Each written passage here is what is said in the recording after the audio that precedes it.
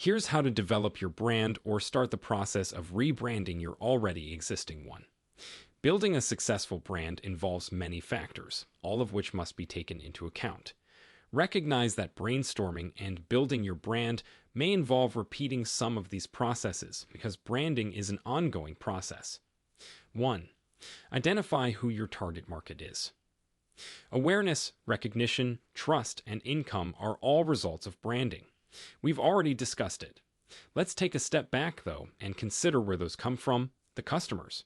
Customers are members of your target market, not just any customers. Your brand won't generate visibility, recognition, trust, or money if it doesn't connect with your audience. Target market research can help with that. You must be aware of your target audience before putting pen to paper. Who is your product intended for? Who is the perfect client for you? Make this phase your top priority because what you discover about your target market and customer personas will affect your branding choices later on. 2. Identify your mission statement. Let's go back to the inquiry I made in the preceding phase. Why did you start your business? Your mission statement, which outlines your organization's purpose and passion, will be built with the assistance of your response. You must be able to articulate the benefit that your business offers before you can create a brand that your audience recognizes, values, and trusts. Then, that goal and vision may be reflected in every aspect of your brand, including your logo, tagline, images, voice, and personality. Your brand manifesto, which explains why your company exists and why consumers should care about your brand, is built around your mission statement. 3. Describe your special traits, characteristics, and advantages. In your sector and niche, there are undoubtedly many companies. It's simple to concentrate on your competitors. What one feature does your company have that no one else can legally imitate? Your name. Because of this, you must make sure that your brand is made up of and inspired by components that are exclusively yours, the principles, advantages, and distinguishing characteristics of your business. Make a list of the things that make your company unique in the time you have. I'm not referring to a product's attributes, such appearance, parts, or capabilities. Rather, I'm referring to how your goods or services enhance people's lives and help people succeed. Alani Nutrition is an example of a real brand. The city of Louisville, Kentucky is home to the nutrition company Alani Nu, which you've probably never heard of. They are proved to work, and I trust and appreciate the company, therefore I buy their supplements. Their distinct beliefs and advantages as a component of their overall brand are briefly and simply described on their website. By emphasizing these, businesses make it simpler for consumers like me to believe in their goods and pick them over rivals. 4. Produce your graphic materials. You should now be aware of your target market, your goal statement, and the distinctive features that make up your company. When you can claim with certainty that you have mastered these processes, it's time to move on to the visual design, one of the more interesting aspects of branding. We're referring to your brand's iconography, color scheme, typography, fonts, and other visual elements. Build a set of brand rules, or a brand style guide, as you produce these components to control the layout and application of your visual assets. This will guarantee that your new branding is applied correctly and consistently by everyone who uses it. 5. Discover your company's voice. Next, think about your brand's audio component. What would your brand say to you if you texted it or had a discussion with it? A component of your branding is also how you interact with your target audience. Your audience has to feel connected to and engaged by your brand voice in order for them to pay attention. As a result, don't be afraid to go back to step 1 to familiarize yourself with your audience. Make sure your tone is consistent in all of your written content, from your advertising campaigns and social media captions to your blog entries and brand stories. Give your audience a chance to become acquainted with your name and become familiar with your voice.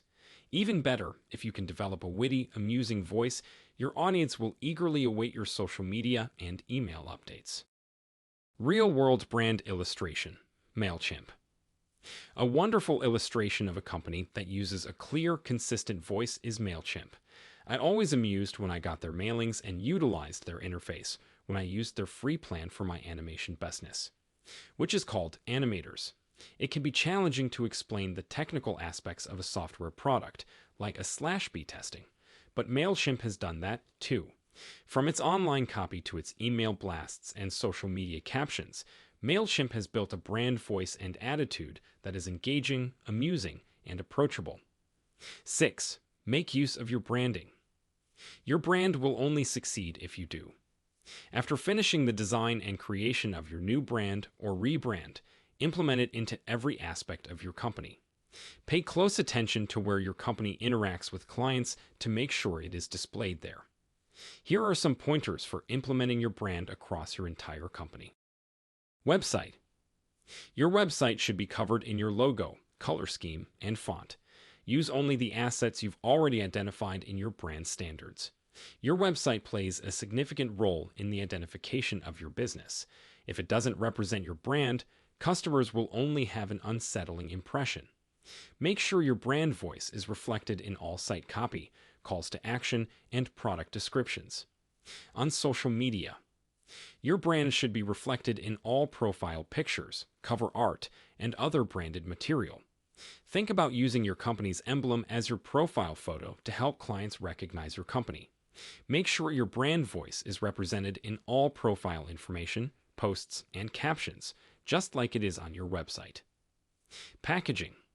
The most obvious method that customers interact with your brand when you sell physical goods is generally through your product. As a result, the design, colors, size, and feel of your package should all correspond to your new branding. Example of a real-world brand, Chobani. I adore Chobani yogurt. In fact, I'm currently eating some. My first impression of their new branding is that they make genuine, wholesome Greek yogurt. One of the main reasons I purchased Chobani is for that. I recently discovered that the material used to make their yogurt containers is quite earthy and textured, which was done on purpose to complement the whole experience they have coupled with buying and eating the Chobani brand. Advertising. It is crucial that print and digital advertisements represent your branding because they are frequently used to build brand awareness and introduce customers to your brand. In reality, your branding should make creating commercials simpler because you already know how they should look and what kind of copy to use thanks to your brand style guide. Services to customers and sales. A brand is only as strong as the people who support it. Therefore, if your team isn't working to make your brand effective, it won't work for you. Additionally, your brand extends beyond your marketing. Give your sales and customer service staff a copy of your brand rules and instruct them to follow them, especially when dealing with customers directly. Encourage them to incorporate your logo, tagline, images, and brand voice whenever possible, whether they are delivering a demo of a branded product or responding to customer support requests.